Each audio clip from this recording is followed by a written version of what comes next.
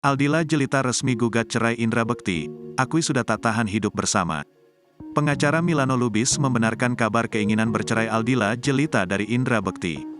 Senin, tanggal 27 Februari tahun 2023. Aldila Jelita resmi mengajukan gugatannya ke Pengadilan Agama Jakarta Selatan.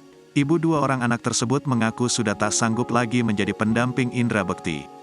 Padahal diketahui, Aldila selalu berada di samping Bekti saat sahabat Indi Barens tersebut sakit. Alasannya sudah tidak bisa menjalani rumah tangga berdua, ucap Milano, kuasa hukum Aldila.